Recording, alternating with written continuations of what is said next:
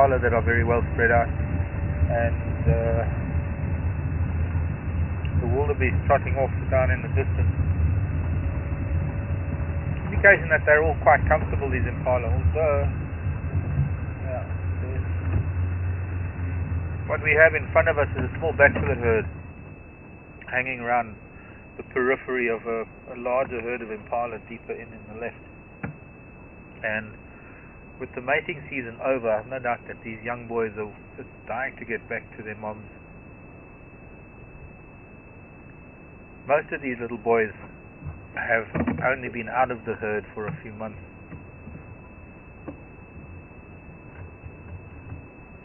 Would have been around mid-April that they were pushed out by the dominant ram during the mating season, and now that the mating season's over, they can actually join up with the herds again. And they've had their first taste of bachelorhood, their first taste of what it's like to be in a bachelor herd. And as with any society, really, where the younger boys have to fit in with the older guys, they've got to prove themselves. But not only that, they get pushed around and bossed around a lot. Okay.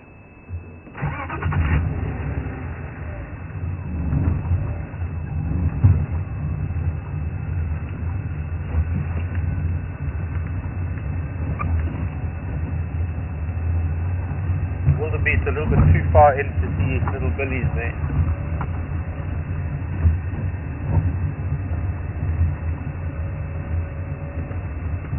Life is good. To the light.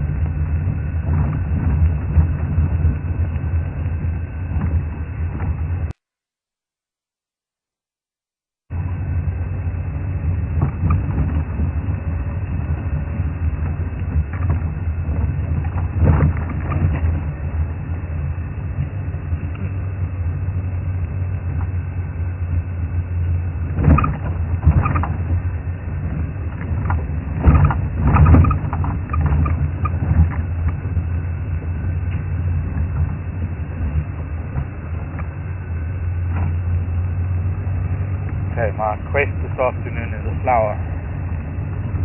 It's been a little time since we found a different flower. There's one. One side of the sun. Dwarf hibiscus. Let's see if we find another one.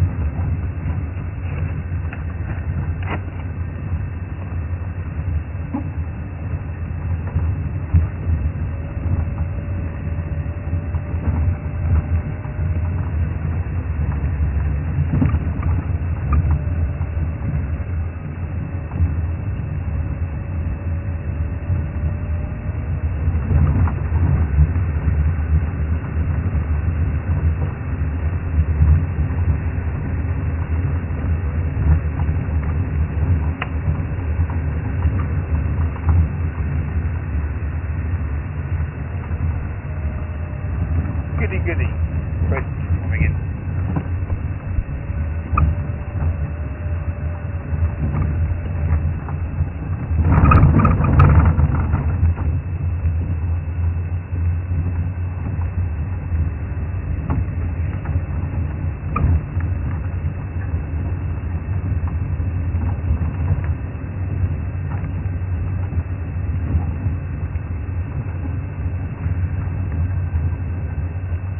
Good afternoon, James. James in Kansas. Kansas City or Kansas? James wants to know. James is asking about the tick season. Do we have a tick season? Yeah, we do. With the summer rainfall area, now the dry season is when the ticks start coming out.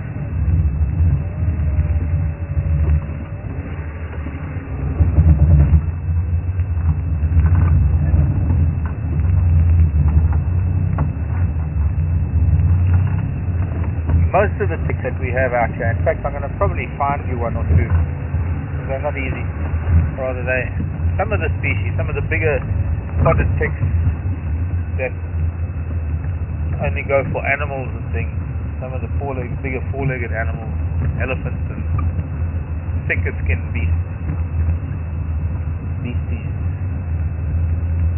they don't really bite us.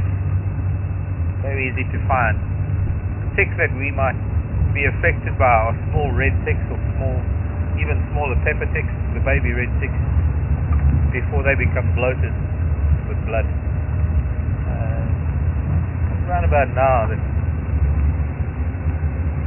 actually for a while now, it's been a couple of months already, end of summer, the ticks become prolific.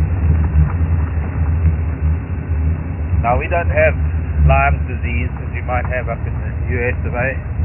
Luckily, we do have a parasite that lives within the tick that causes a fever. It's called a tick bite fever.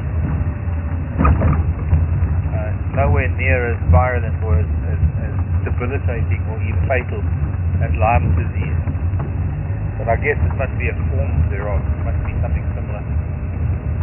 But with tick bite fever, generally you get it once and then your body builds up an immunity to it. As far as I know. I mean, I got tick bite fever when I was about 7, and since then I've never had it again. But I get bitten by ticks many times every year. What happens when you walk through the bush? You can't help it. You can't avoid it. They are there. There's a pearl-spotted owl. And it's too far away.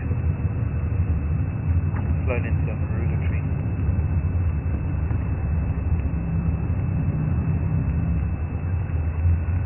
It's just, you can see the shape of it. Not going to look into the sun.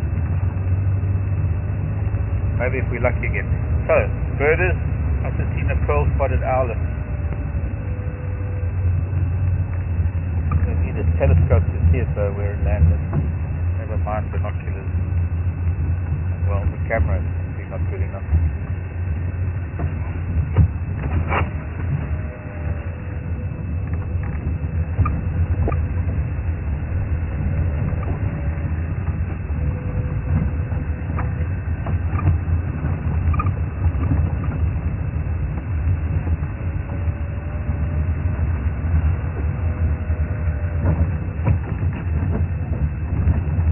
They'll work around that issue. Zooming with 3D.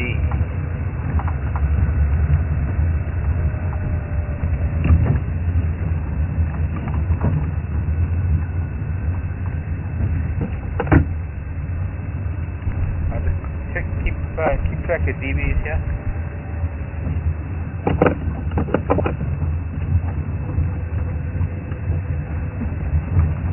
Calamity, what?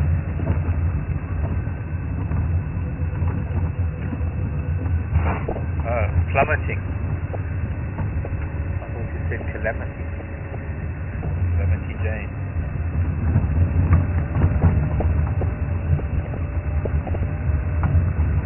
Calamity Jane. Friend of who was it? Wild Bill Hickok.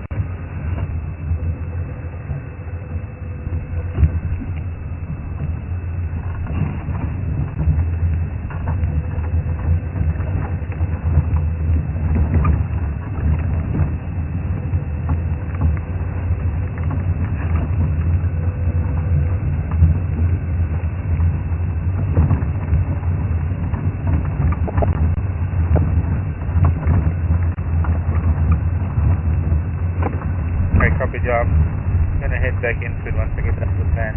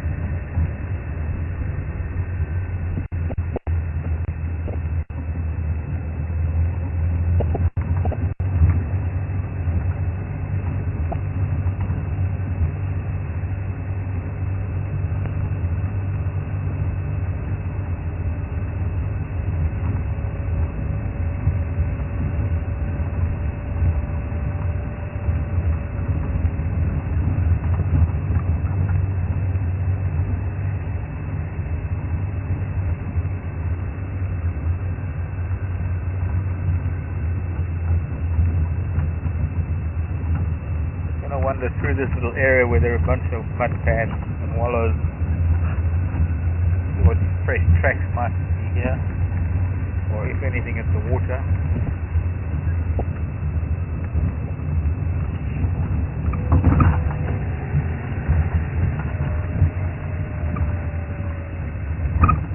And then across the river.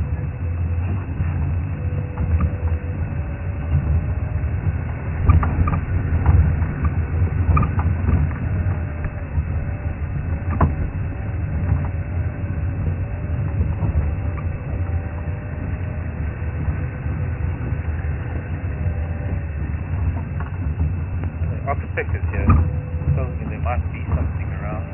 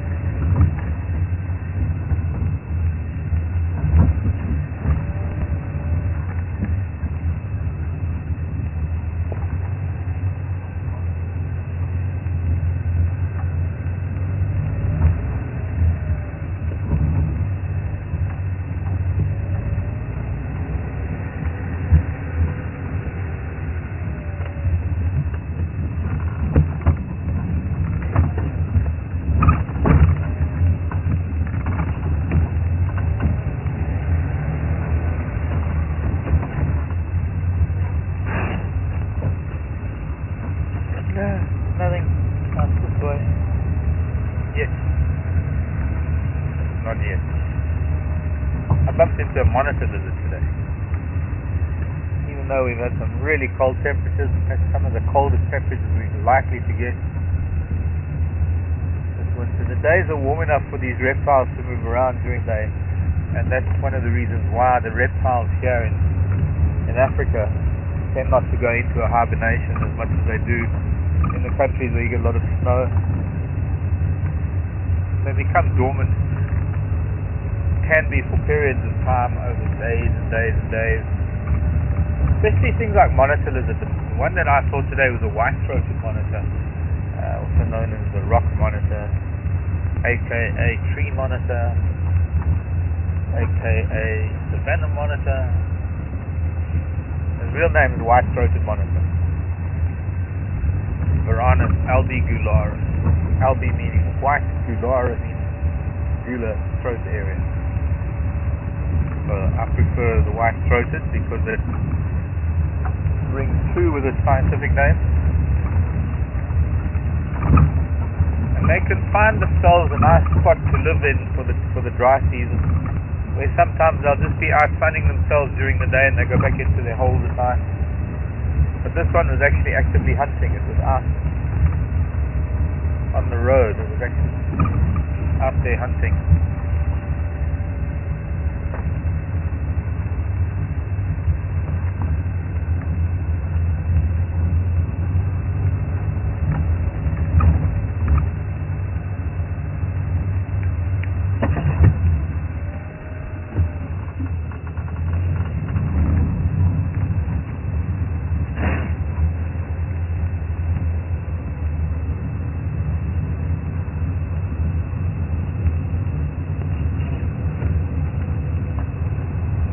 I know these waterfowl, they live in this burrow just up ahead of us. And what's this? Zebra. Deep in the bush. Very unusual to have zebras so deep in the bush. Unfortunately the waterfowl through this quarry, and so are the zebra. There you go. See if you can find the zebra amongst all those sticks. That's why they're so well camouflaged. I think with the black and white stripes they wouldn't be, but they actually are. But it's not going to do us much good to try and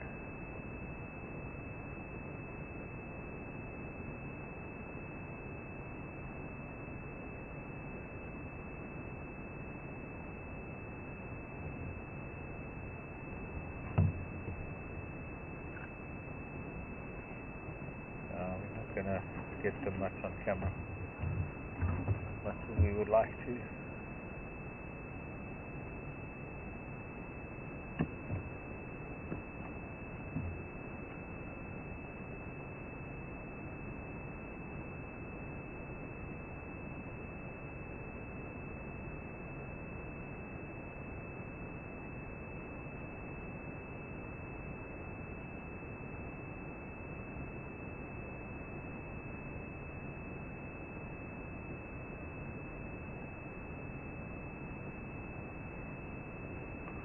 I think this is the herd that I want to keep track of, because there's one mare amongst this herd that looks very, very pregnant.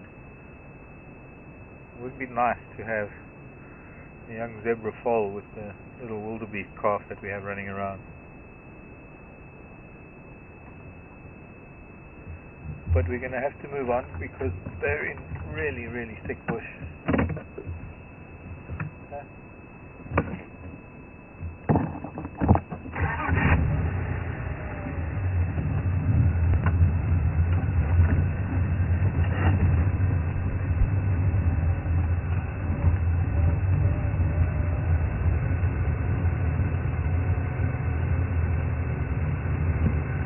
Hello, Carrie. I don't know if I'll figure out where this feather comes from. It's puzzling me. It's a puzzle. There are puzzles that we find. But hello, Carrie, Illinois, US of a Midwest. Hope you're warming up in the Midwest. I have to be honest. I don't think I've ever been colder than catching that wind off of Lake Michigan, blowing into Chicago. But Carrie was wondering if there are any bodies of water large enough for hippo. Yes, there are, Carrie. In fact, this morning we were following some hippo tracks right close by us. There's a hippo and her calf that were walking. We're going to go to an area now where we've seen them as well. The tracks, there's a big bull hippo that walks around here as well at night. They seem to go back to their water bodies. They are needing to go, since it's drying out as much as it is, and hippo are grazers. Hippo, excuse me.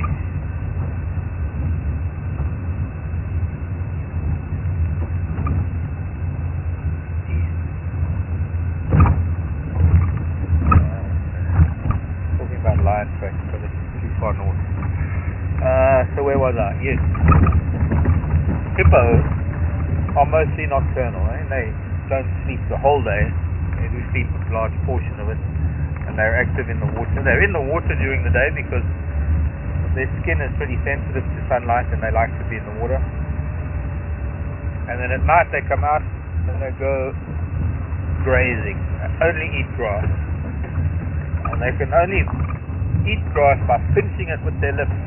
They don't have teeth that can munch grass. They've got to pinch it with their lips.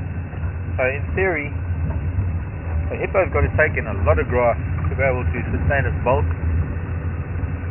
And so in the summer months when the grasses are green, obviously they don't have to move too far. But now as the season dries out, they seem to be venturing much further afield from their summer waters, the waters that they've been in during the summer months.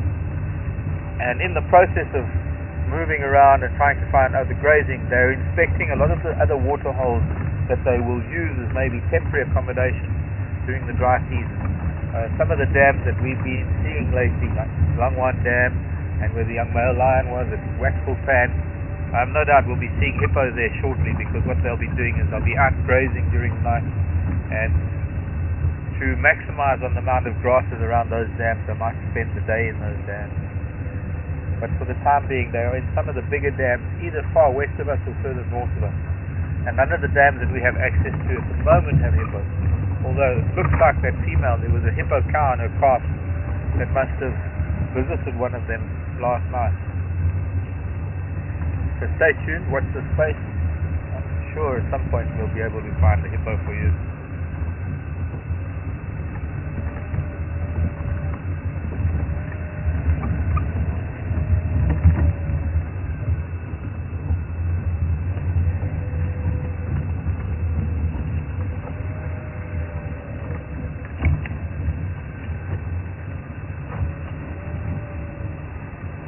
I guess it's time to cross the river and go and see what we can find in the north.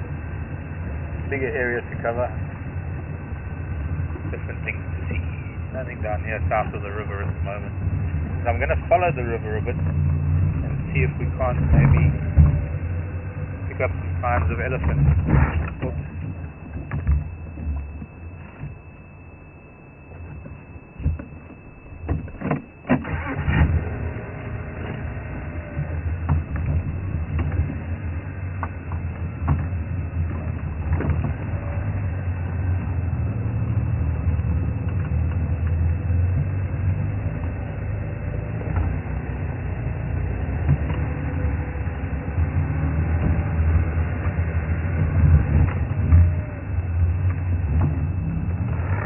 Signs of any four-legged animal right now.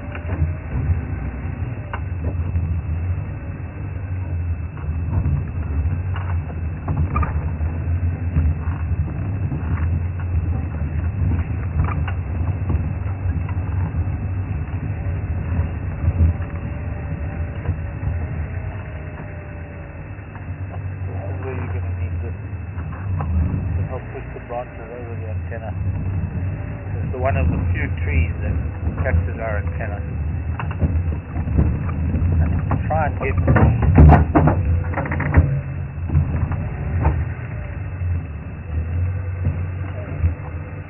some fork.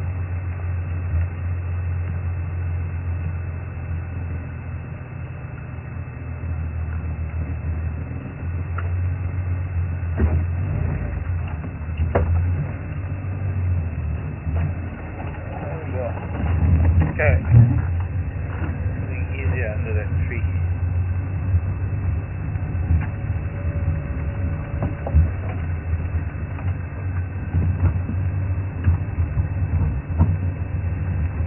Oh, hello, Becky.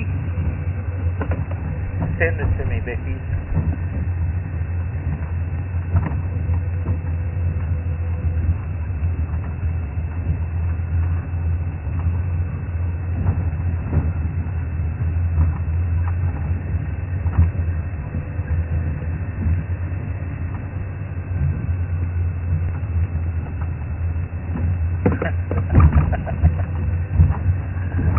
Hello, Ellen. I can hear oxpeckers coming around here, buffalo, or something else that's big. Although oxpeckers could also be a giraffe. Up in that tree there. Something here that the oxpeckers are feeding on. Ellen asking about bird feathers. I guess I'll pick this one up. Is there any laws in parts of Africa that forbid picking up bird feathers, particularly from protected species?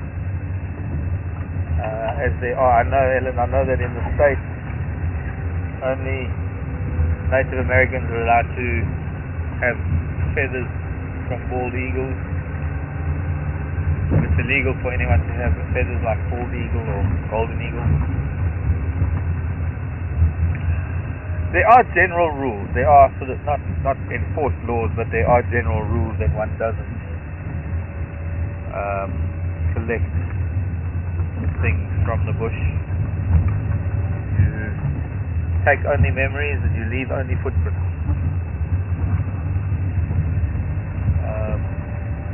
I'm not taking it anyway. I live in the bush, so I don't take the footprints anyway. But yes, to some degree, it's transporting of biological material. You could be transporting, who knows what you could be transporting, including feather mites and things.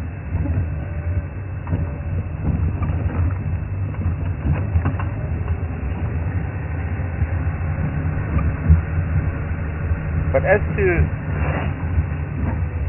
prosecution, or as to the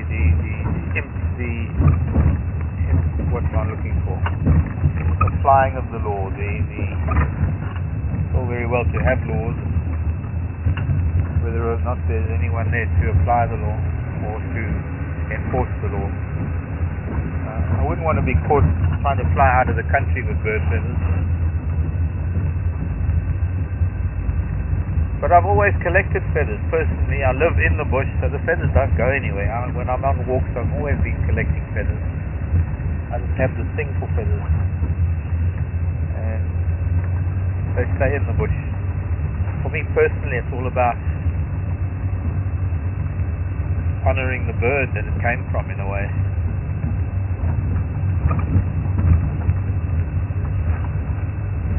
Not all feathers mean that it's a dead bird. Birds lose feathers in the same way that every other animal, including us, lose hair, because essentially that is what feathers are.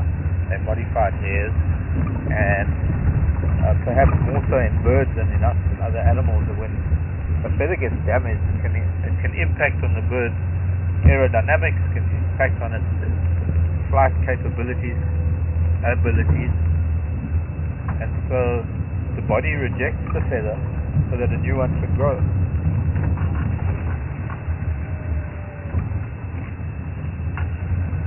But I'm not too sure how strict the laws are in it. And hope you're having a lovely summer and a good break from school. It's interesting to know what school you're going to go to, Ellen. Stick with the teaching.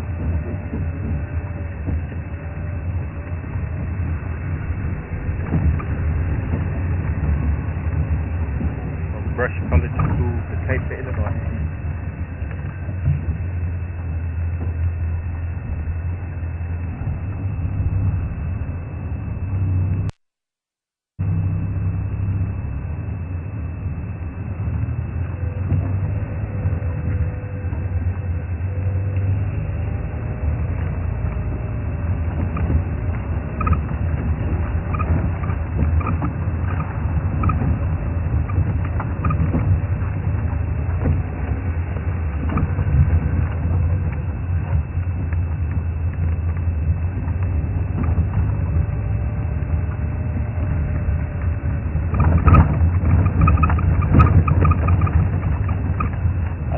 There were some elephant tracks a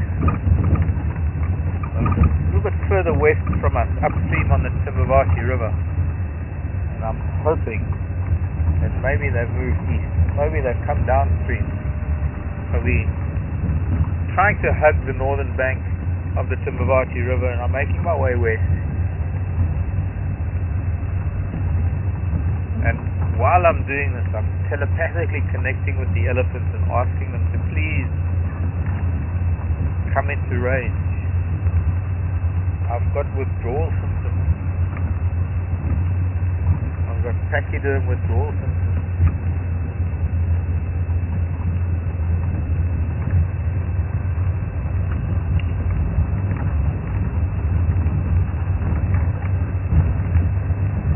I need an elephant fix.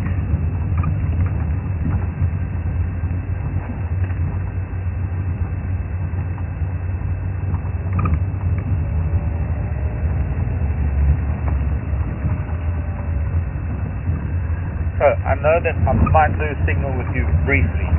Promise, it'll be brief, because I have to get through one tiny little section where I've got to dip down closer to the river, and there's a good chance we might lose you for a minute or two. But I'll be back as quick as I can, unless we find them first.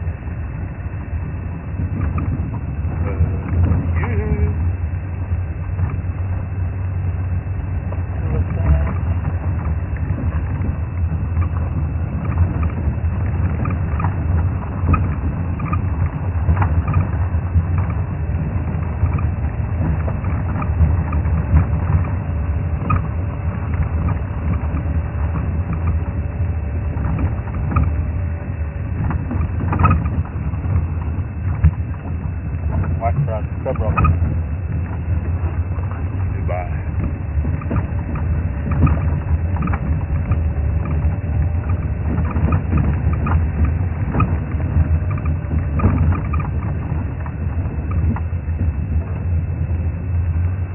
Kudu track.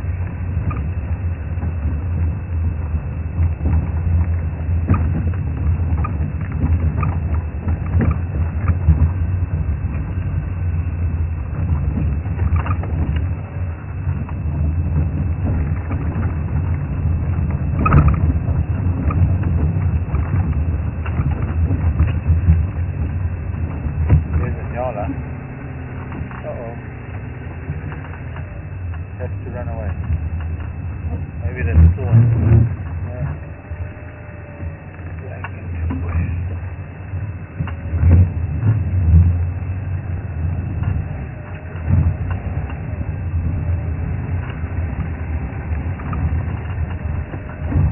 At least we've seen something from Nyala on this side of the road. It's a start, it's a beginning. Promises more to come.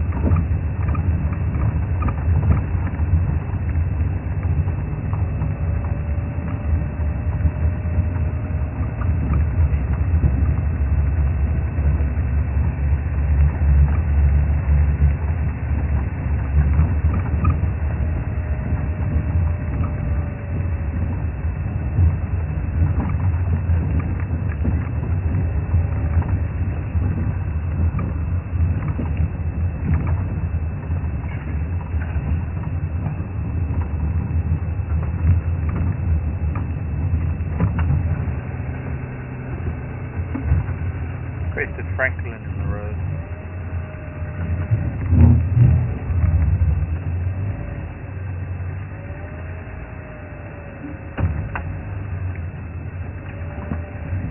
I'm sure they're digging in this old elephant dung looking for things, possibly seed, other things.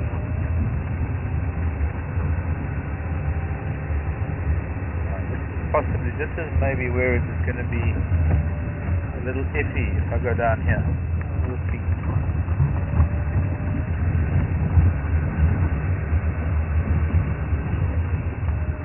Down here, and there's one other spot after this.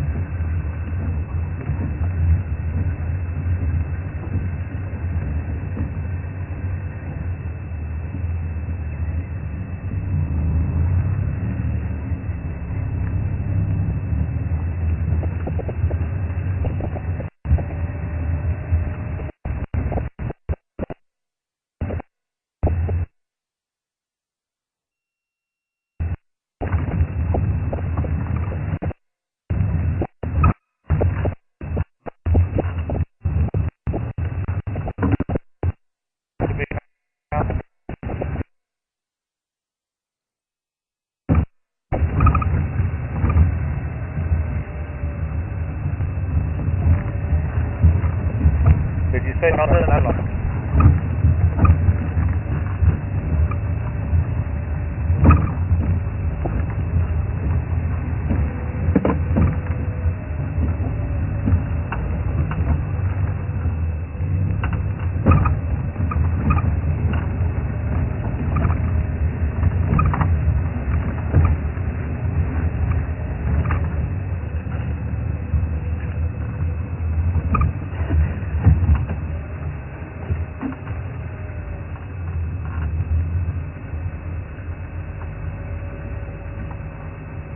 Leopard track going up there.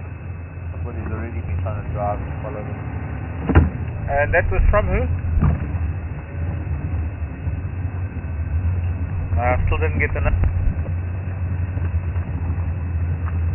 Nadav. Nadav, I haven't heard from you for a long time. In Johannesburg? What are you doing in Johannesburg? I wonder. Well, question is, I think it's something about the Shangaan language. Oh, little heat is flying. No, I do have conversations in Shangaan, Nadav. I live with Shangaan people. When I'm home, only people I socialize with are Shangaan speaking people. And very often I just sit in groups and just listen and contribute where I can. But it helps to learn the language.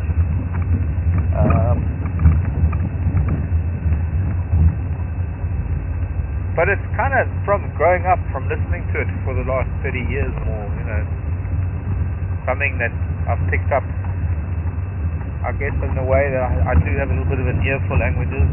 I picked up not bad German from listening to German guests throughout the 80s. It helped dating a gorgeous blonde German woman, and then another German girl, and then having some friends who speak German at home, so I picked that up. That has come about because of my knowledge of the Afrikaans language, which is one of our South African languages. German is different but similar. So I can understand Dutch to some degree. And other languages that I've just picked up just by listening. I've never studied any languages. I speak Swahili because I lived in East Africa. So I picked up Swahili quite easily.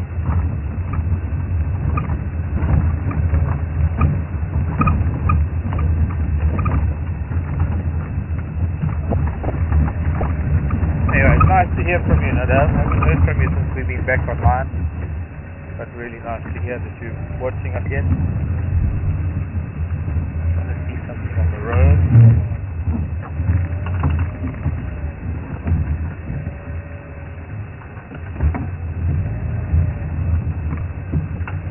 Nothing too exciting.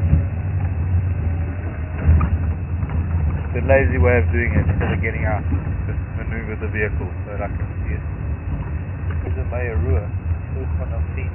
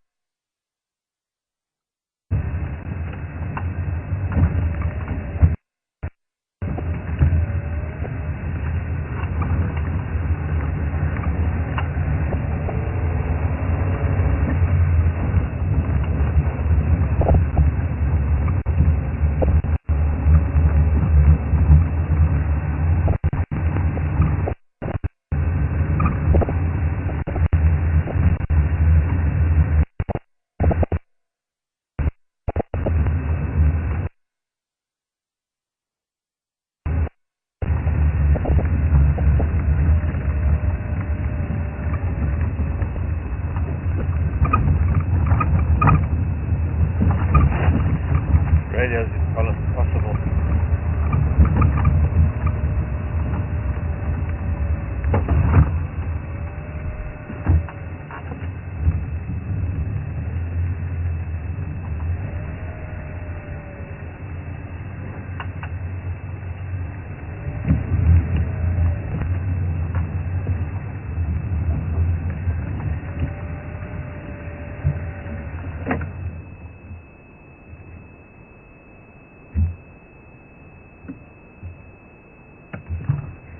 The caterpillars.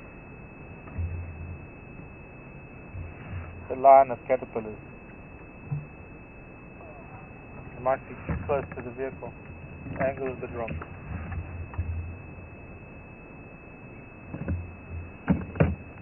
Is you want to come in? Did you say Ingwe was picked up?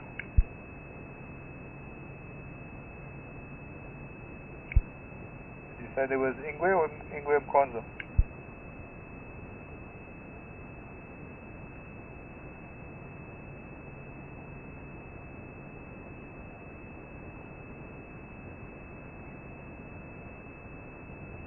Whereabouts was that?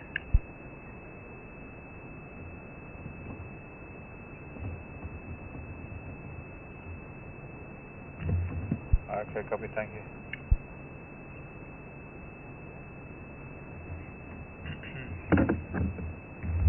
Just a very small group of processionary caterpillars, and I'm going to actually leave them before they cross onto the other, so I can drive directly over them without damaging any of them. Quite a unique phenomenon in nature. When they leave their host plant to go to another plant, they all leave together and they end up moving head tail for however long they have to go. But what helps them follow one another is that each one lays down a very thin strand of silk, so towards the end there's a fairly broad silk trail for them to follow.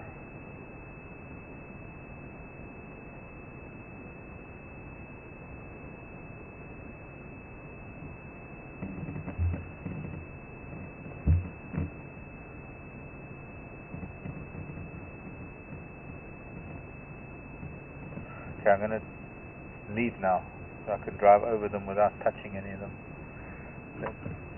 Just under the width of the wheelbase of the Land Rover.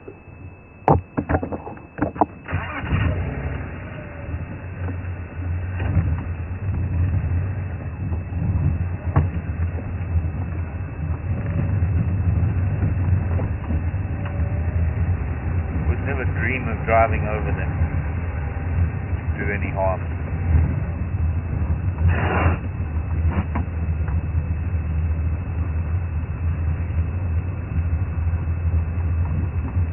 Elephant! Yoo-hoo! Evie's okay here. Oh. Okay. Maybe it's just when we start this little bend we might lose. Come on, elephant, where are you?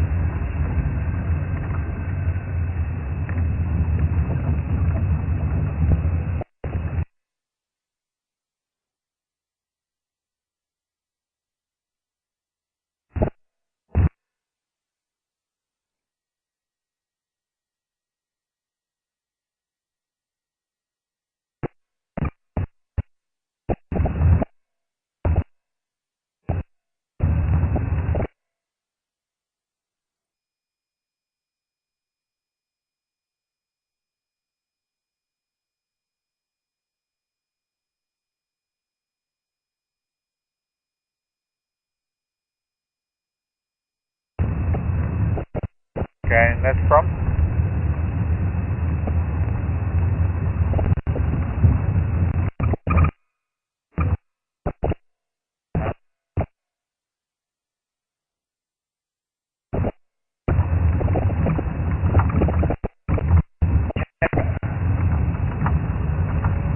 Okay, DB is beginning again.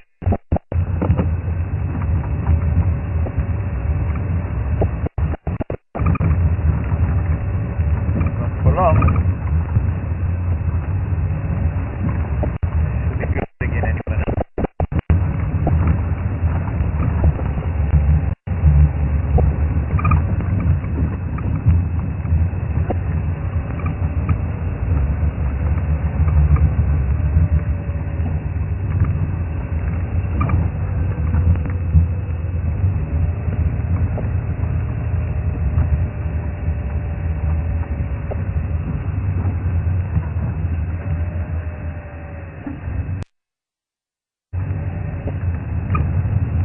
Have a look as far as I can to the south.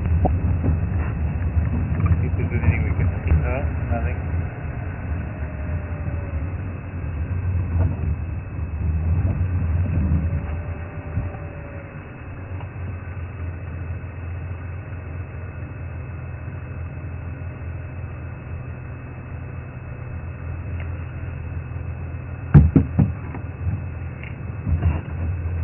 Nice to go down to the river there, but the wouldn't get signal. So.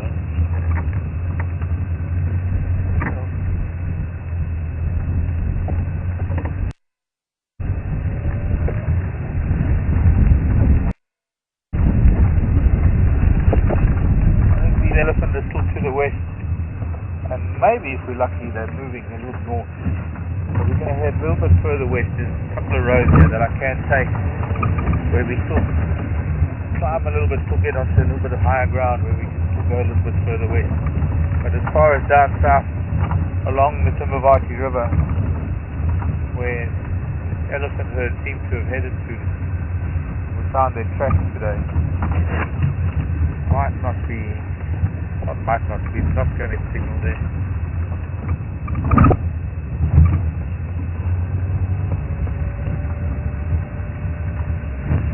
So we'll head over this way and we'll see what we can find. If we're not losing you too much. If I start losing you too much, I'll come back into signal range. But I know that this should be good for a while. Doesn't seem to have been anybody on this road for a little while. There are a lot of tracks. There's been a troop of baboons and monkeys, humans.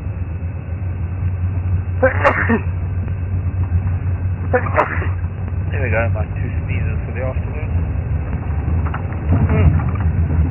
Temperature's dropping already.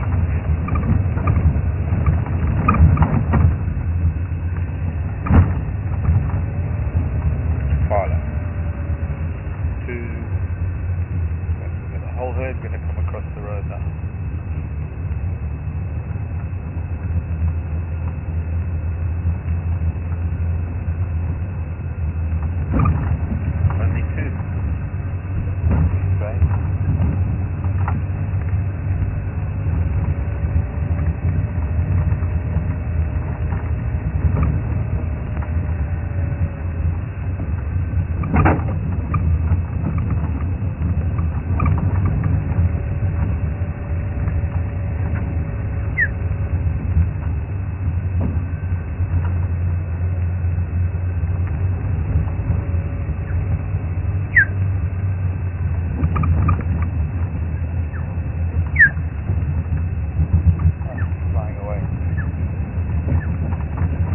Black-headed oriole.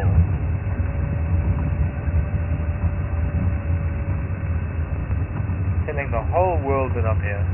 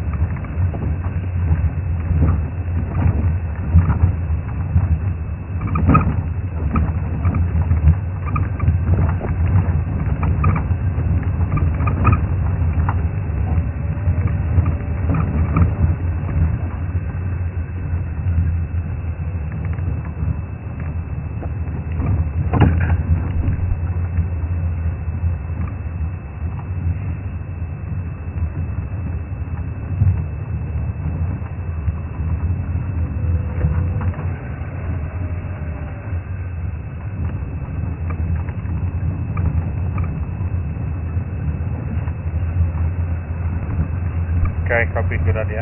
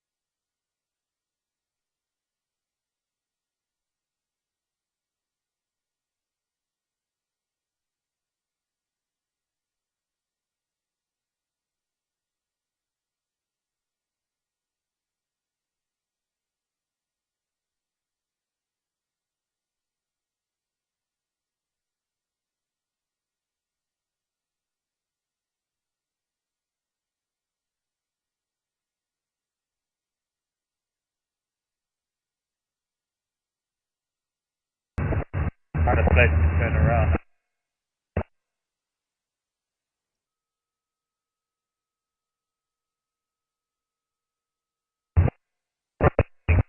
Trying to find a place to turn around.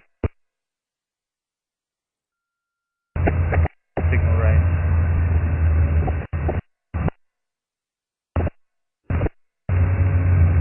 I wonder if this is going to be.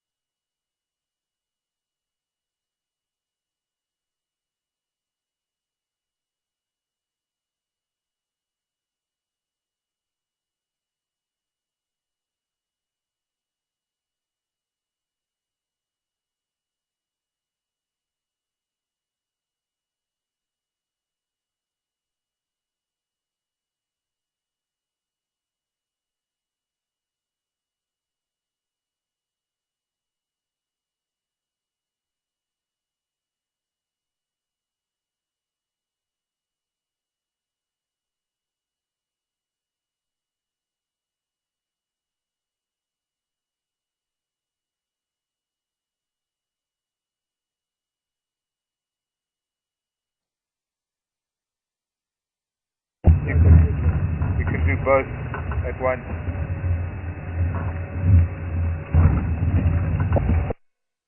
Alright, back to the north.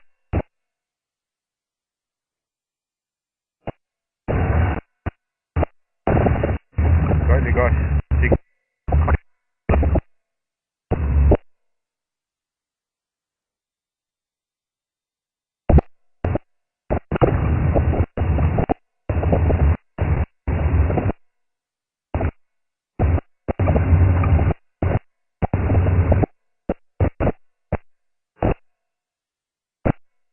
Start putting on layers.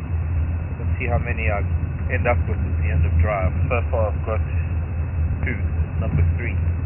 On a sunny afternoon when Becky would probably still be here in a t-shirt.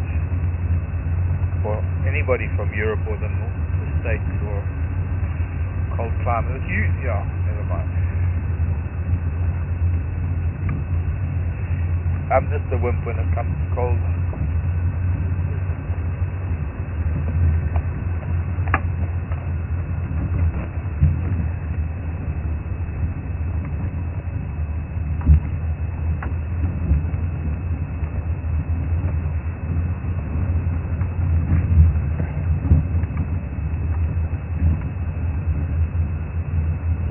From Minnesota, Covington, long sleeve t-shirts.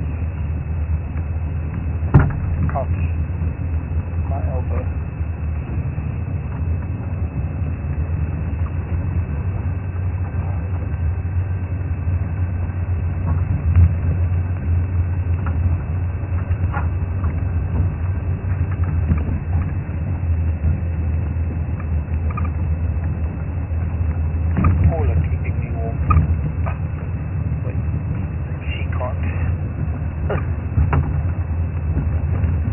Not easy getting dressed and driving at the same time, but I've done it. Multitasking male me.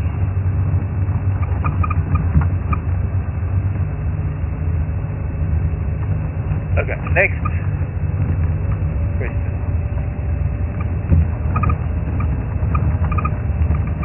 Where are the animals? I don't know. Looking for them.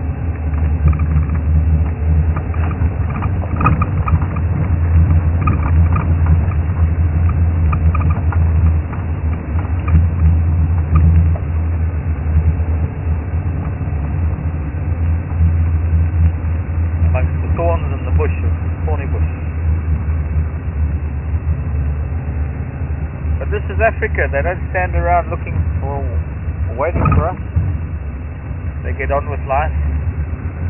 And the little bit of a road network that we have to traverse on admit this view up to timing really, to be in the right place at the right time to catch an animal close enough to the road.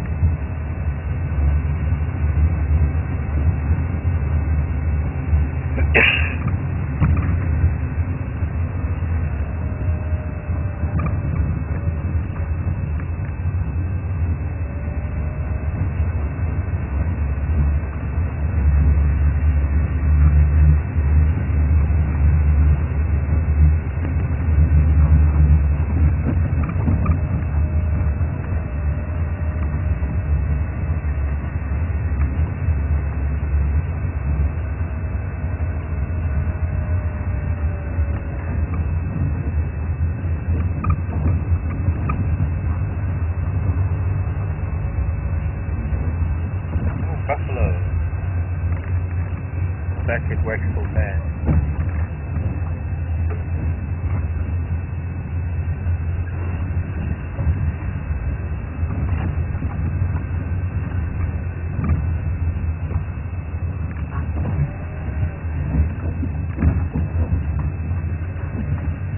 Hello boys. Oh, talking about Duggar boys. Yeah, they are Duggar boys. Some of them. 4 of them.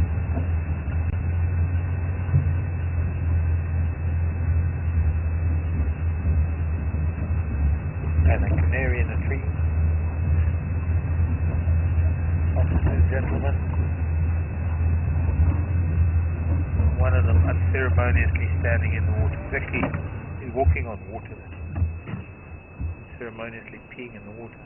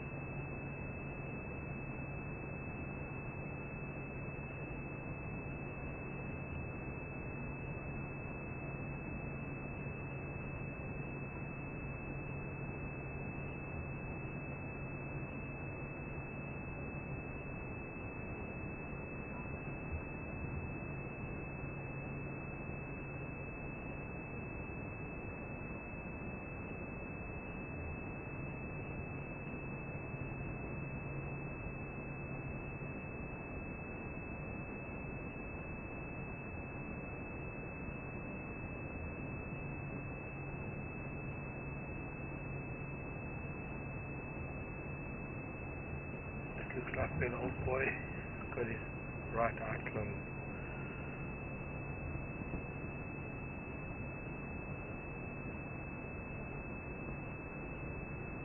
They're like a boxer.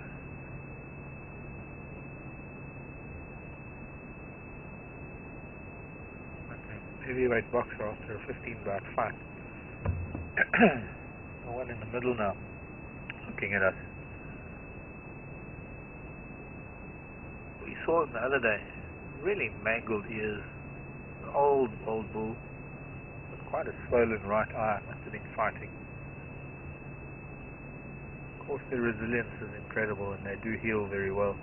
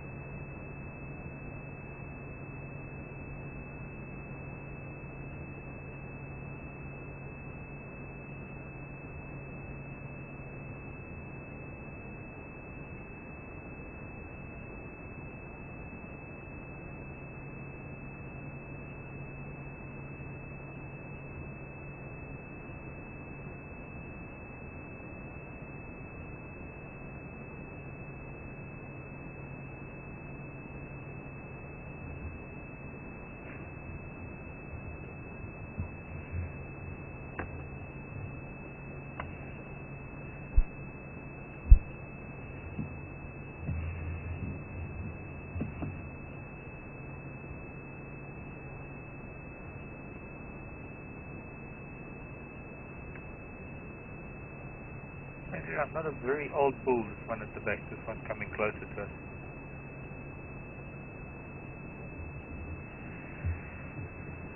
Not as old as the others. I would imagine he'd still be in good breeding condition. Maybe he just chooses to hang out with the old Duggar boys.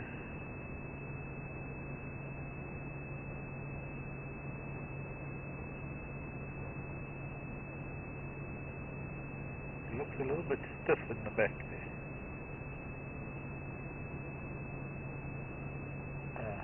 Thank you very much. That's the buffalo.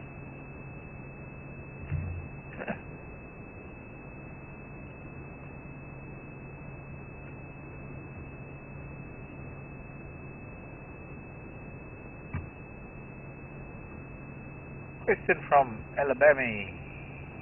Irene in Alabama.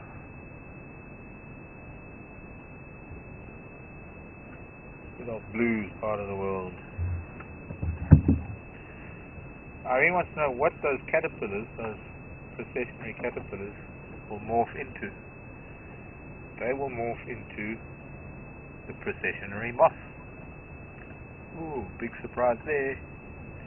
Let me see if I can find the picture for you. This old boy's got clouds of flies following him. Wow. Goodbye, gentlemen. Thank you for your company this afternoon. So, see that eyes. It's got quite a gash just below it and the eye swollen, so he must have been hit quite heavily there. Interesting that three of them have chosen to toilet in the same place, which just happens to be on the road directly in front of us. I wonder if that's a message of sorts.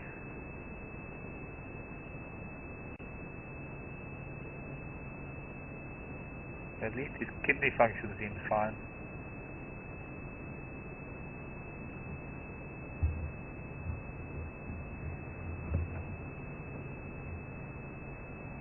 So let's see if I can find my entomology epic book, and I'll find this is for Irene, wanting to know what those caterpillars will look like. Quite a pretty little moth, white with brown markings, white with brown edgings to its markings.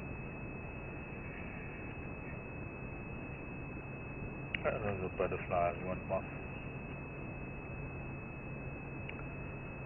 Very fine line between butterflies and moths. both belong to the same family, of course, the Lepidoptera, and that fine line blurs even more when you start looking at diurnal moths and nocturnal butterflies, because the diurnal moths can be quite colorful, and the nocturnal butterflies can be quite dull. There are some fundamental differences between moths and butterflies, in particular the shape of the head to some extent, the shape of the antenna,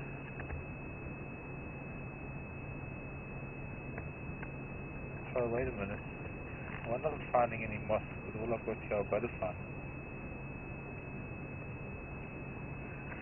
This is Dave's butterfly book. What was my insect book?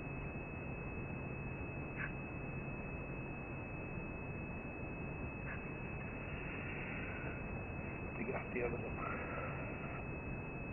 It's not in the butterfly book. Yeah, that's the kind of look you don't want from a buffalo when you're on foot, even if he's only looking at us through one eye. In fact, especially if he's only looking through one eye. But he also left a nice little frisbee on the road. So that's 3. I reckon, yeah, and just adding to the bulk of it, adding to the... Do you think they're trying to tell us not to drive over the damn wall?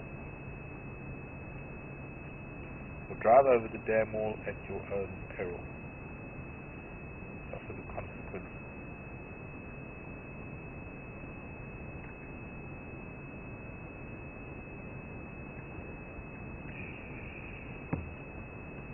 I suppose I could look in an index, it might help me, but I like paging through books.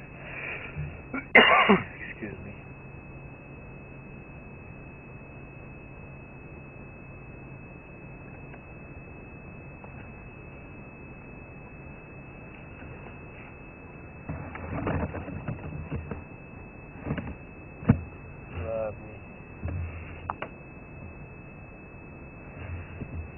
Lovely late afternoon sun, no cloud. There's been a little bit of fire again in the east. West is the other side, in the east.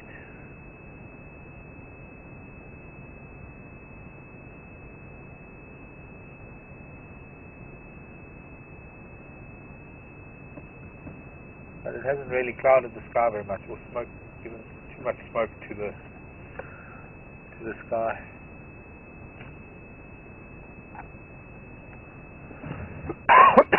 Excuse me.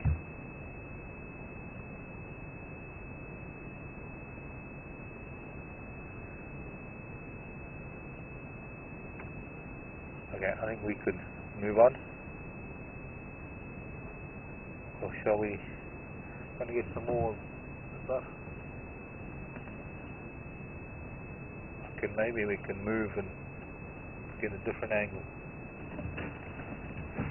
Especially because he's grazing. We go a little bit off to the side here, we might get him some fairly nice light. Okay?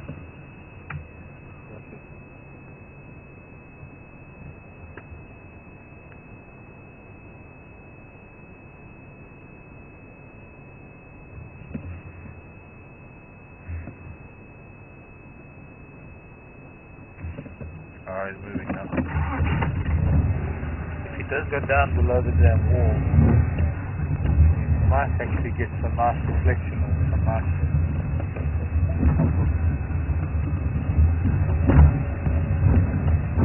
light from it.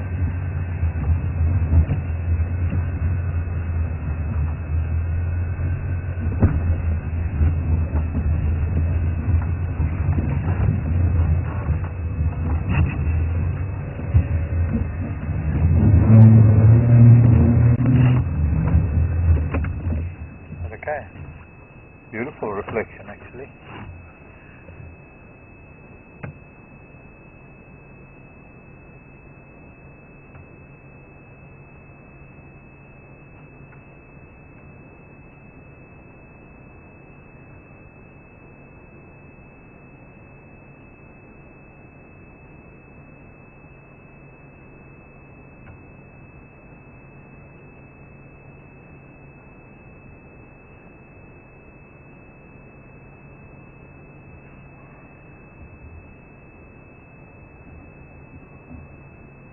Get Ryan.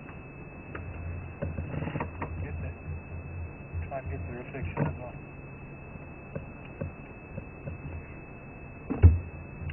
Brian wasn't really copying it too well, so I had the volume down.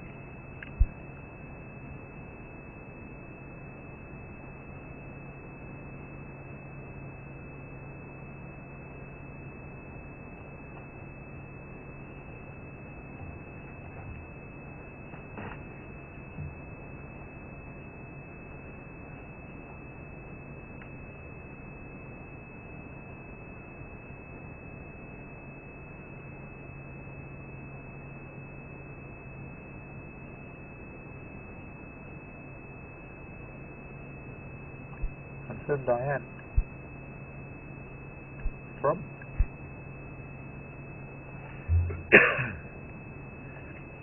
New York. An elephant kind of town. Interesting question, Diane. Diane's asking. Microphones and radios. One of these days things will all be wireless. You won't have all of these things sticking out. Diane's asking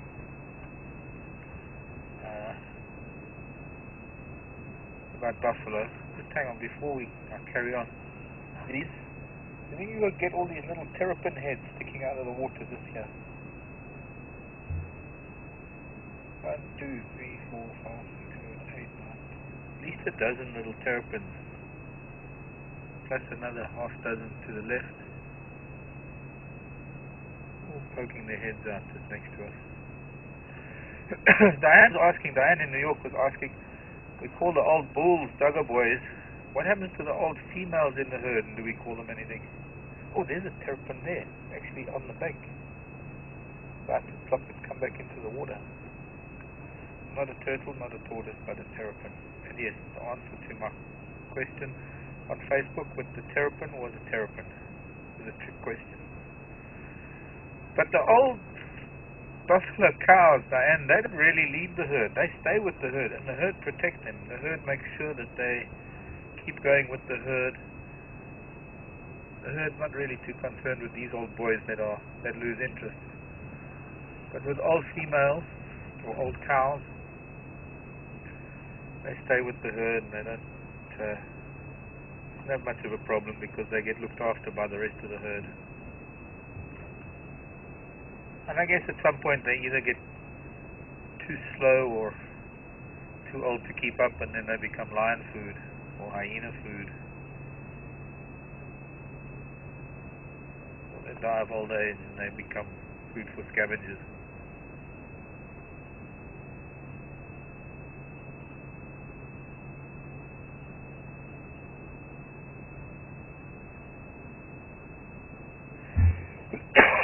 Okay. Move on. Okay.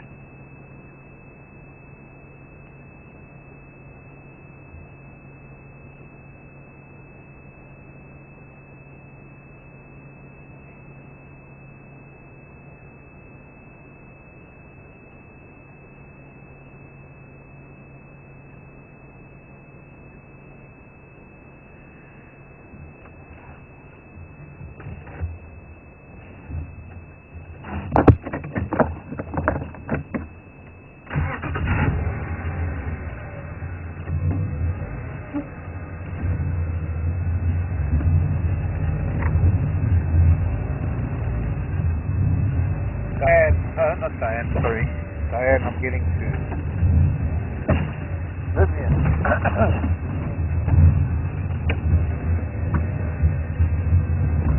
New York. Yeah. No, Vivian in Chicago. But Sarah maybe that. Sarah.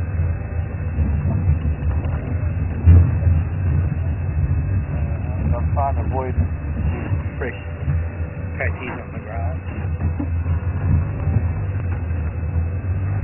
So Vivian was asked,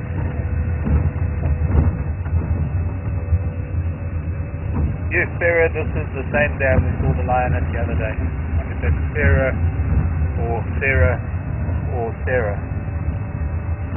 Sarah, New York, or Sarah, Florida, or Sarah Jackson. But yes, same dam we saw the lion the other day with the same buffalo.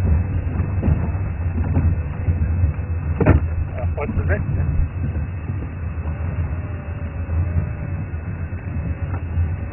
Yes, and then Vivian, of course. I was going to forget Vivian in Chicago. Vivienne. Vivian was asking, does it look is likely or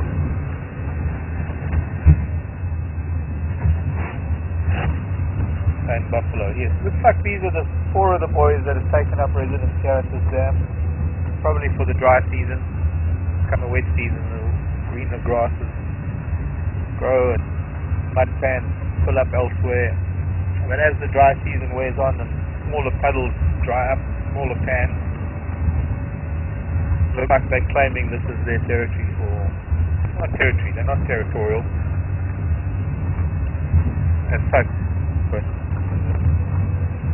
figure of speech, manner of speech, claim this is their dry season refuge.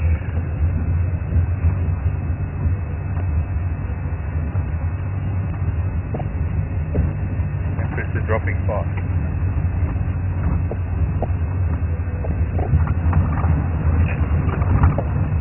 Awful road for now, and then we go back up to the boundary. The cut line.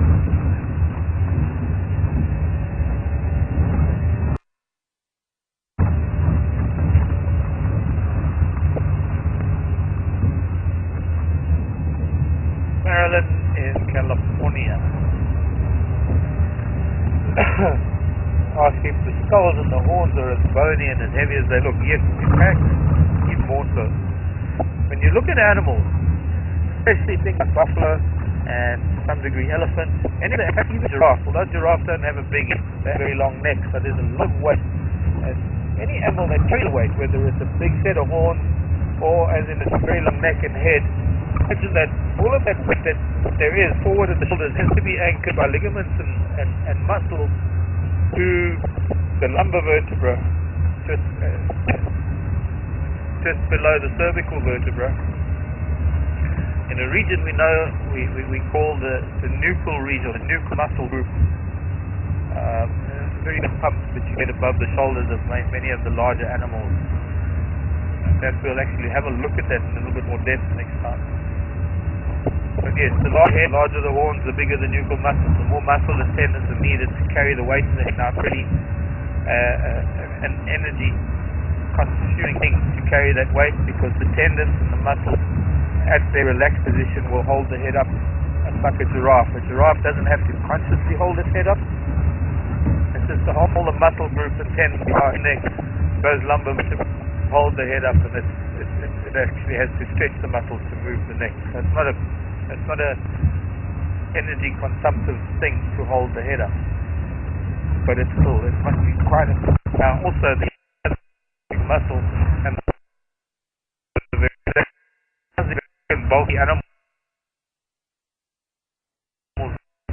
and it kind of belies their appearance, because their appearance would tell you they're bulky and they float, and people have made that mistake on more than one occasion. But when they turn, if they're running and want to change direction, they can throw their head, pivot on their face, and throw their back out or their back legs out, and actually turn 180 almost instantly. Don't ever underestimate a very large animal with a very big head or very long neck.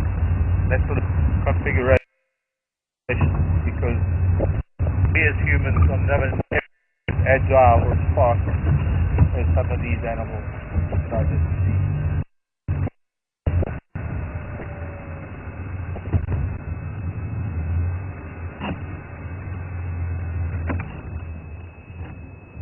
Probably just a tree that looks like an elephant. Yeah, it's a tree that's shaped like an elephant. It's got elephant on the brain.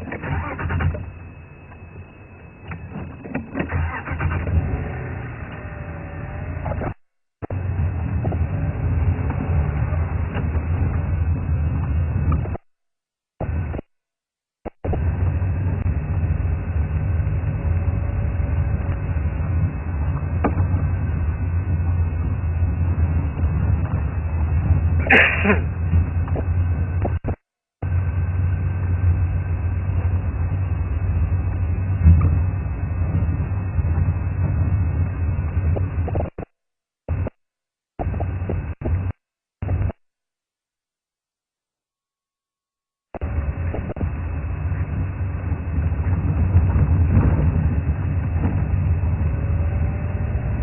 that a spy?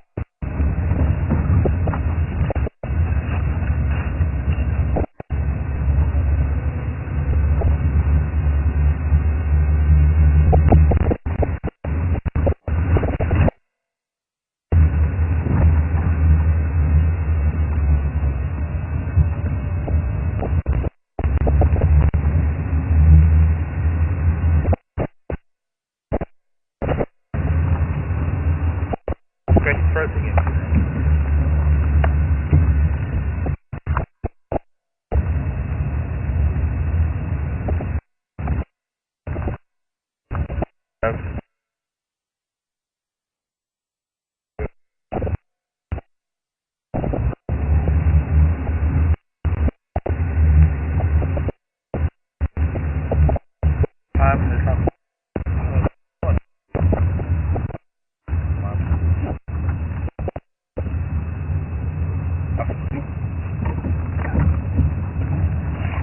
What his name was, the chap was Luxembourg, Levy, someone Levy. He's buffed many years back. Do wonders. Well, I'll settle for this rock. Cold air.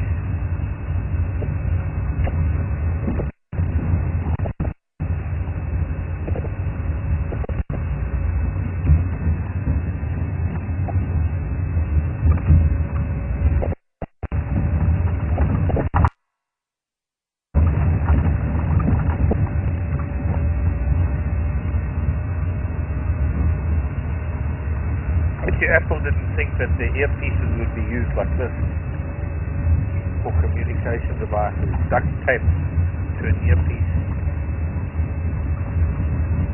I wonder who was it? Steve Jobs. No, who the Apple developers? Those boys.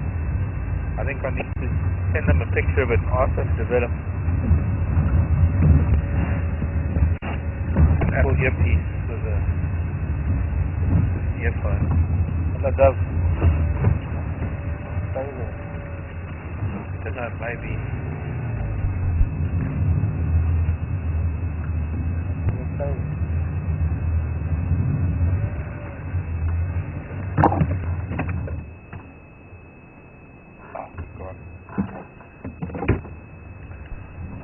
Carlos, not so great. Could you repeat that, please? Electric vehicle.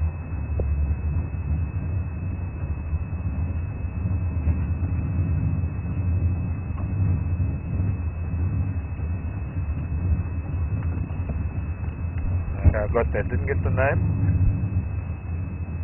Oh, Blake. Funny how sometimes comms cut out just at that exact moment that I hear your name, so that's why I have to ask again. Blake is saying that the Duggar boys are known to go for the game viewing vehicles. Do I know why? Well, I'm not too sure about that, Blake. I've been doing this for 30 years and never had a Duggar boy going for my vehicle. Having said that, I have a friend lives near me up in the Timbavati, Umbabat area.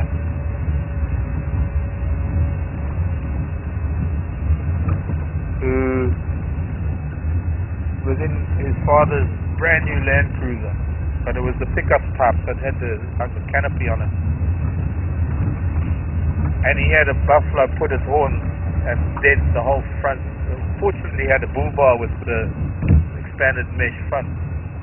Otherwise it would have got into the radiator and really damaged the car.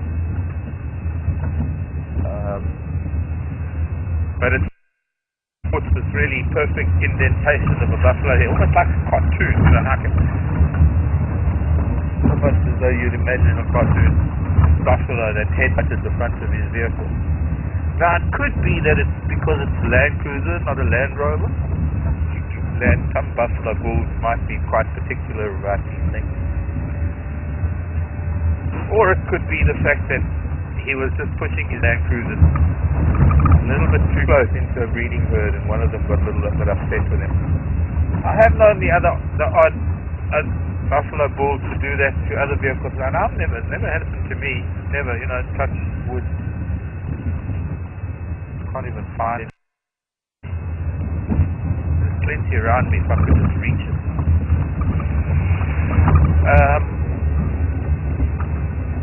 But no, I've never had too much trouble with buffalo bulls, dugger boys. Yeah. Maybe if I touched it, that's wood. I'm not superstitious. Not at all.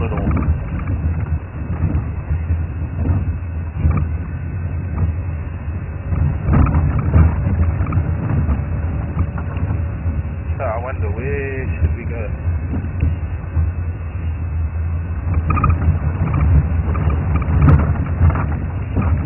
Anywhere is as good as anywhere else. Not much happening today. A fair bit happening up north.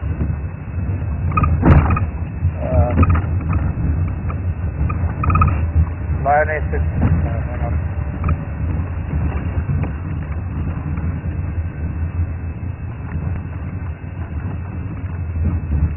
Blake again, saying it looks fairly dry. I need to know how the grazers fare in the dry season. There's still patches, especially down on the river. There will still be some patches of green, but they just need to bulk up more. They just need to eat more dry grass.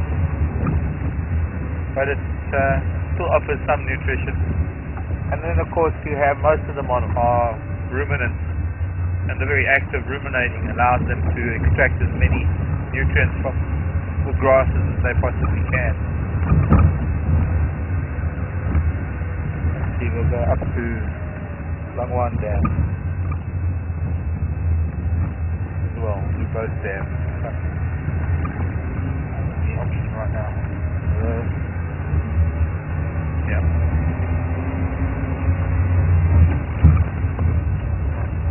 Now, what was I saying? Forgot now. Like you interrupted me.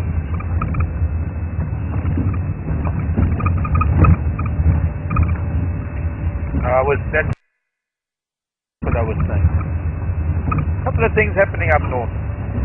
Yesterday evening, one of the lionesses from the Black Dam Pride, no doubt the big old female lioness, mother of the little boy and his sisters. We haven't seen the sisters, but the little boy we were seeing killed it. It couldn't have been a very big giraffe, but it killed a giraffe up in a place called Land Cruiser Crossing, which is considerably further north from us. And none of the other members of the tribe, by the sound of things, have come to feed on it. She did have hyena hanging around this morning, and then there were evidently a lot of vultures around. Other than that, there's also one of the groups of elephants around Royal Malawan Lodge, and some other buffalo in other pans that are also taking up residence in other pans. I've no doubt that when we get now to this little dam called Langwan Dam, we might find a couple of the bulls that are residents there too, because this is the way it's going to be for the dry season. Some of these old dugger boys select their pans, that's where they stay, and they become sedentary for a while. Other than that, hasn't been much. Somebody's been following leopard tracks towards the west, but haven't heard whether he's been successful. They've been rather elusive of late.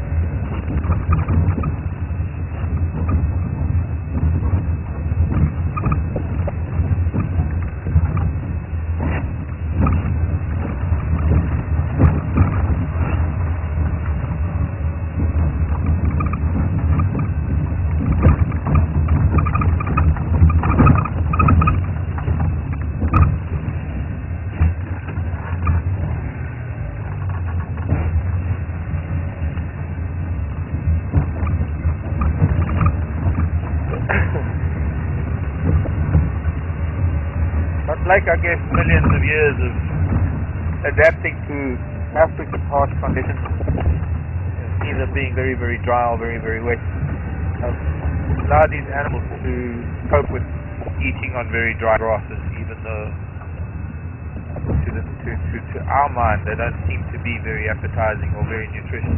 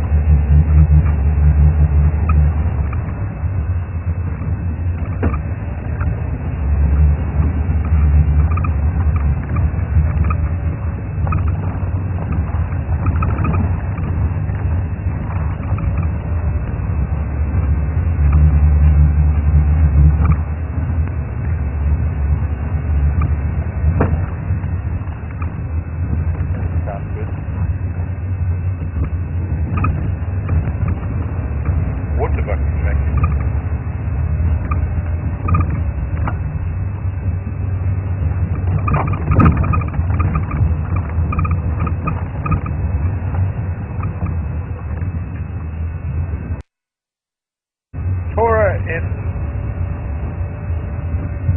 North Carolina, Charlotte, North Carolina. Tora, you haven't really sent me an answer. Is North Carolina the Tar Heel state? Sure it is.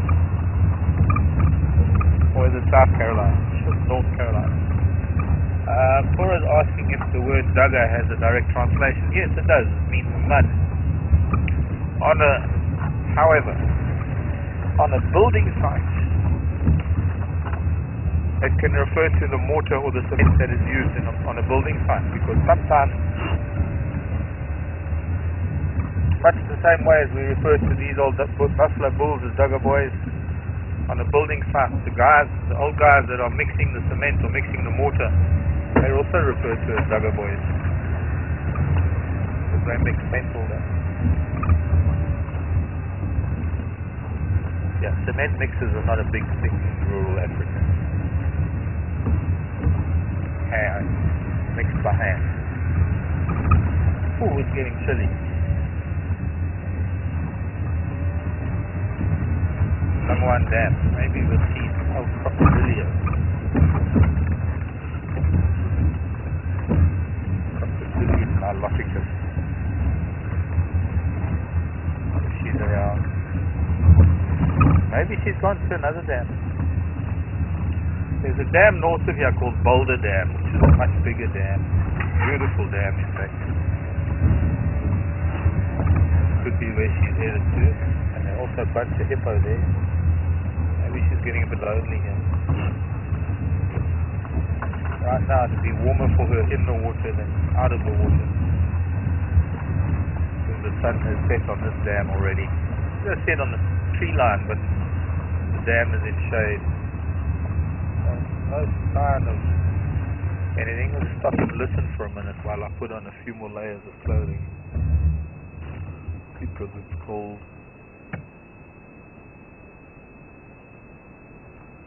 Hello, monkey.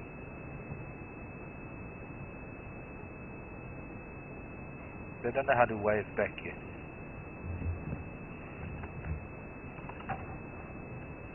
Actually, I'll probably fall out of the vehicle the day that a monkey or a baboon waves back to me when I wave at them.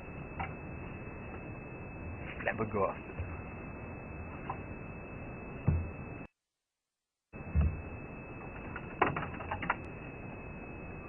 Huge scratch.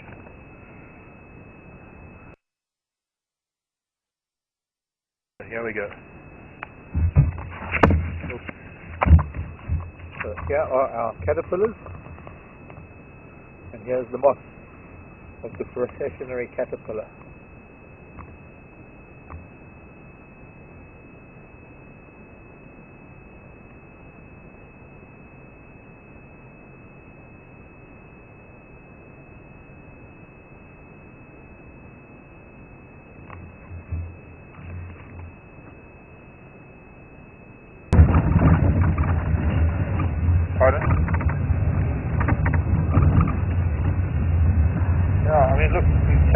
know, the shadow's moving faster than we are.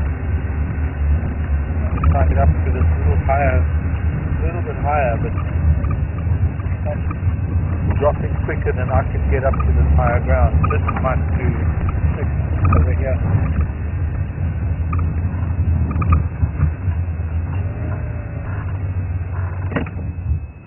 Any further we'll lose it, but they're about to set over that western ridge.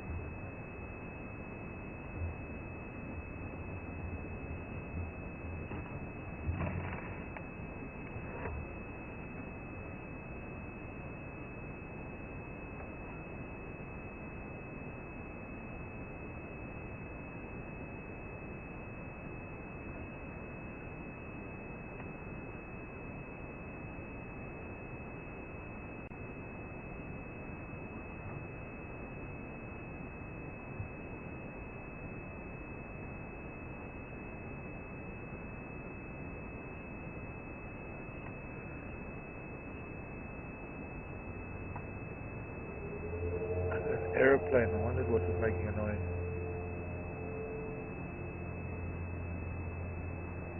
The time of day to be taking off.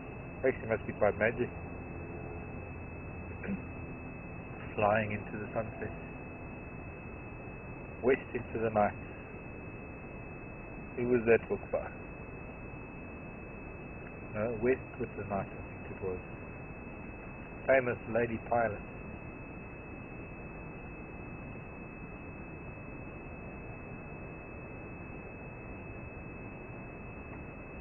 Like a twin-engine plane battling to get altitude.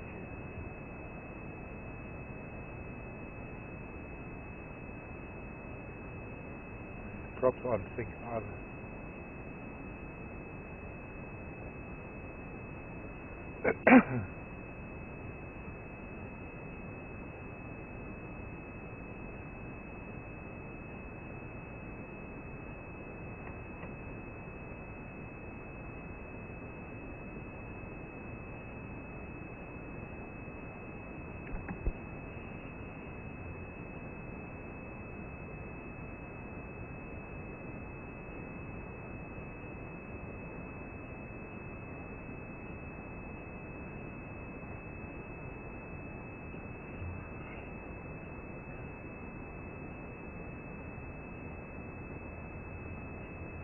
Interesting question, Nadir.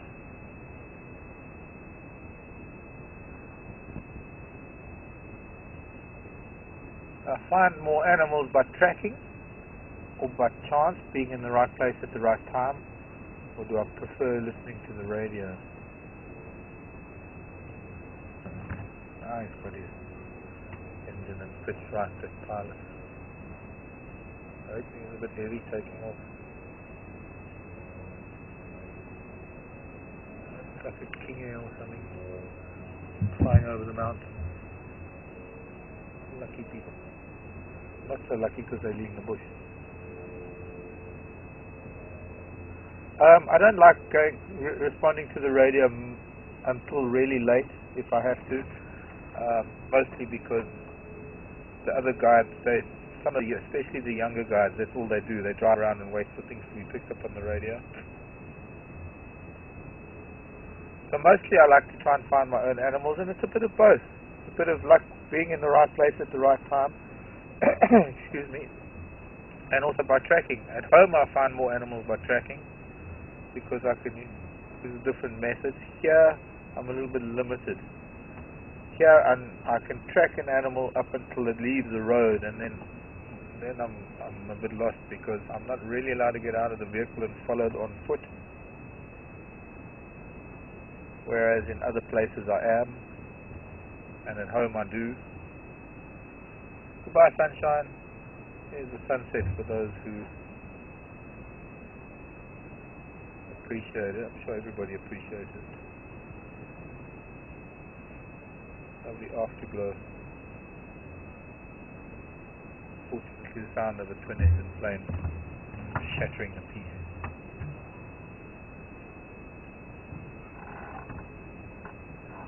But I'm not only about tracking and following, but also about tracking and getting an idea where animal movement is, where animals are tending to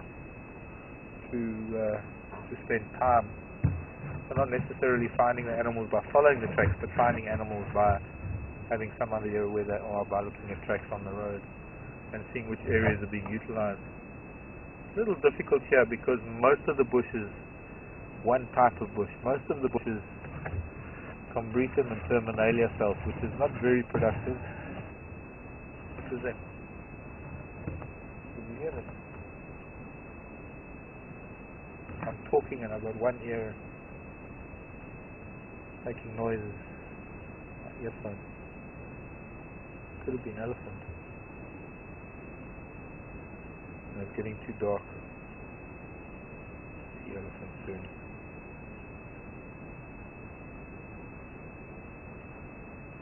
Another way of finding some animals is by sound.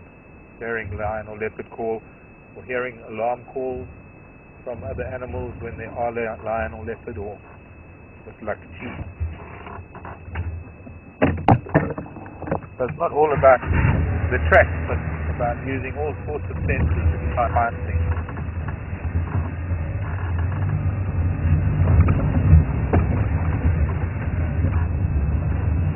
But up until now, there seems to be a lot more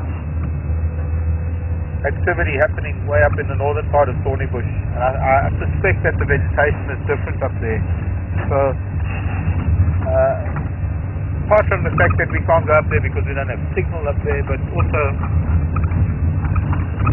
if we were able to get up there, the distance is somewhat considerable. So, by the time we get there, there is already a lineup of vehicles waiting to view the animal. And I don't line up for anything. I don't line up at a bank, I don't line up for food, and I certainly don't line up for animals.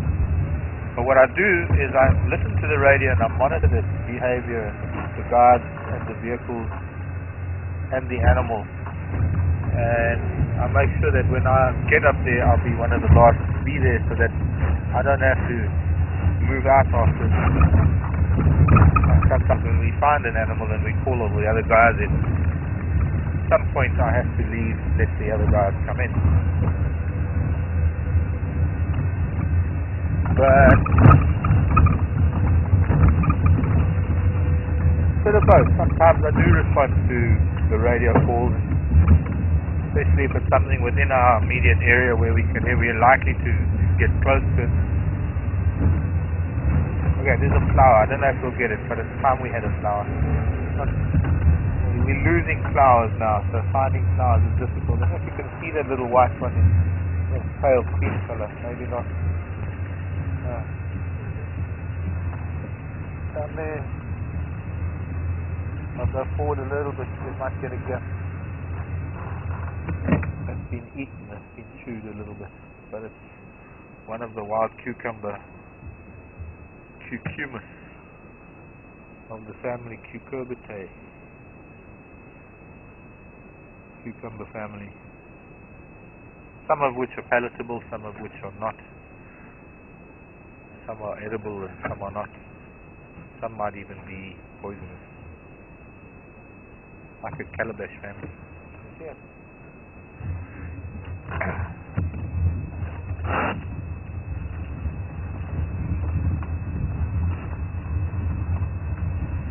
Electric vehicle. Hybrid Land Rover. It runs on gas and it runs on gravity. This is the gravity part that's running now. Much quieter than the petrol engines for gas. Because it's not so good on uphills.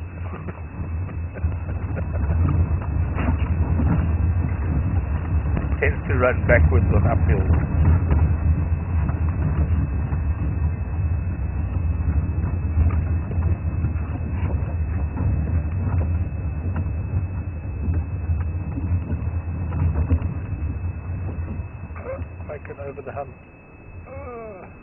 what I mean. It runs backwards over uphills.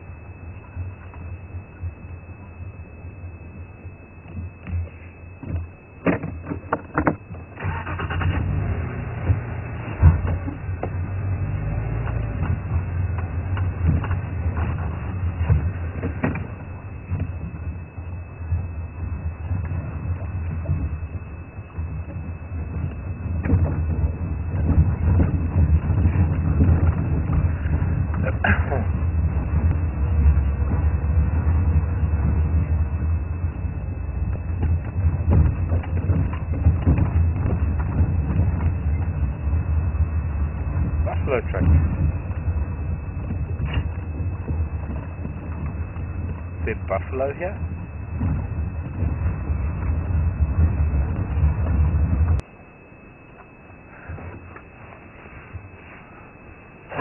Maybe not.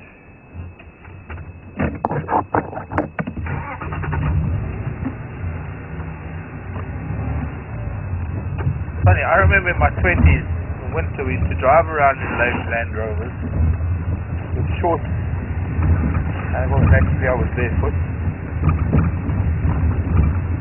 and we just put on maybe one jersey or one jacket. I think maybe it's just something to do with age, or maybe it's climate change, global freezing, new ice age coming.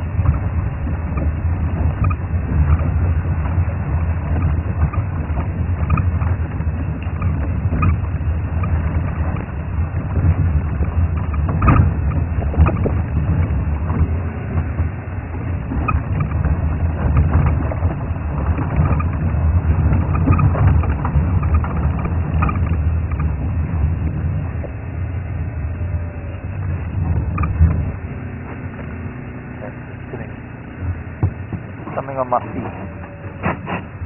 I know I'll brag about how I spend my life barefoot, but there's a limit to how much cold one can take on one's feet.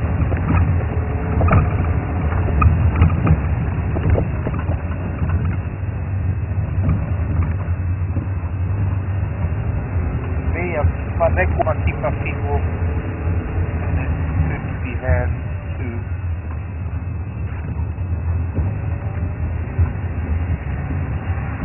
Then I'll have to be more or less warm.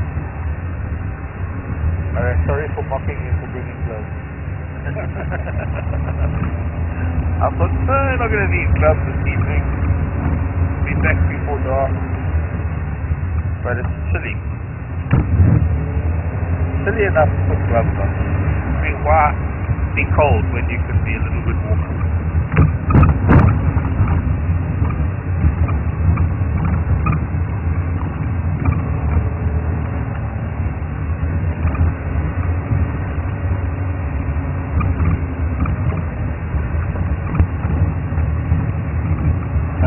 Children living out here in the bush, they just got to adjust to these cold temperatures. Even the big children, elephants and buffalo, other big animals, giraffes.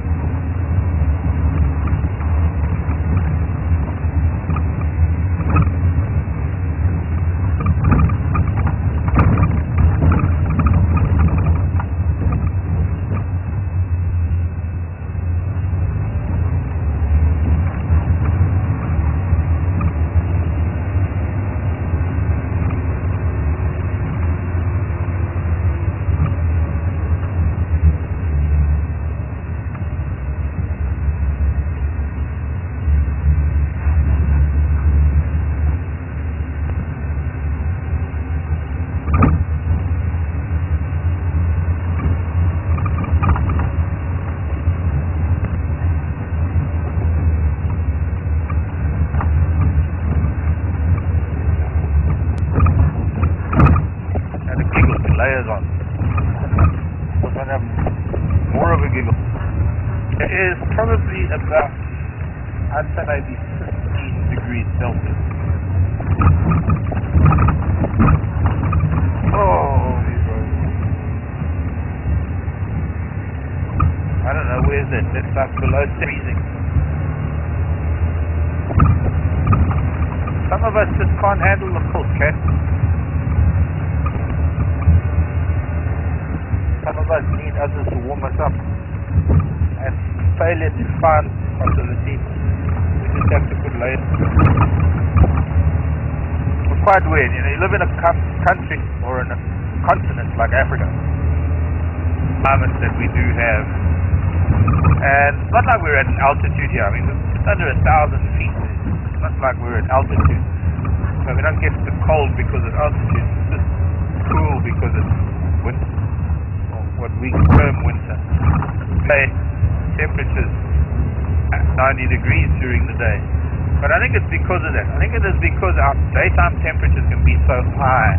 We don't build our houses to accommodate the cold, and we don't have the clothes that are made to deal with the cold. So for that reason, we all put layers on.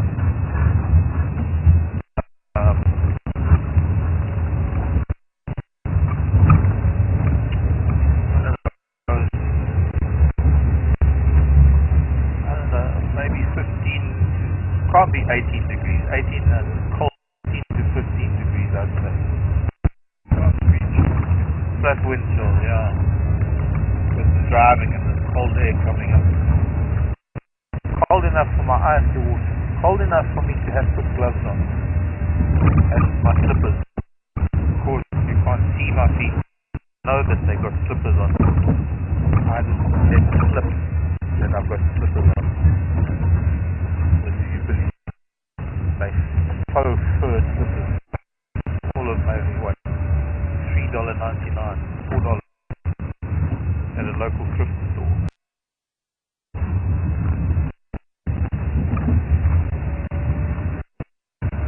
Because they keep my feet warm. It's a little bit of a catch-22. It gets too hot for you to be a barefoot. You need a rubber band.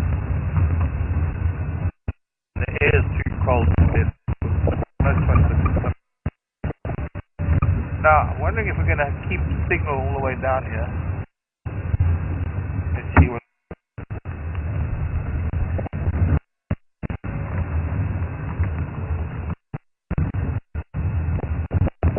Let's see, as to say.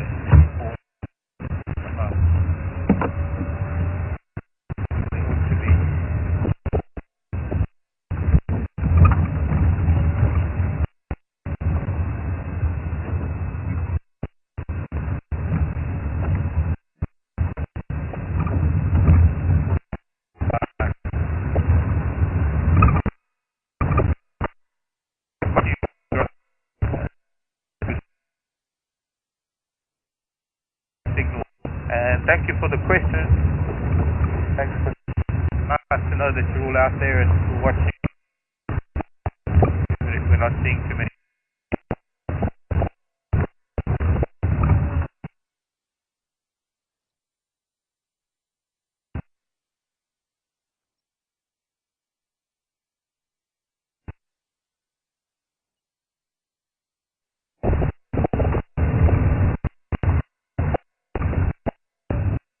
On this road.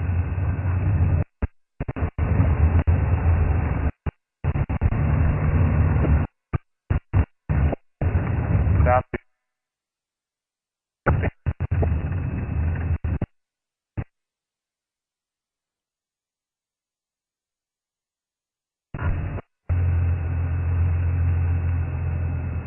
I'm standing still, but I can't copy you now.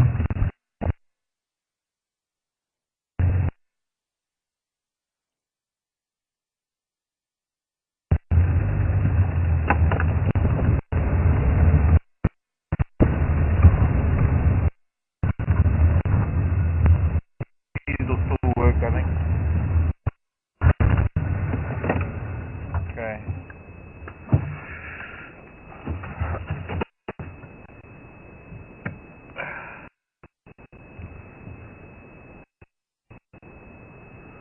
A lot of people asking about this lovely thing before I sign off.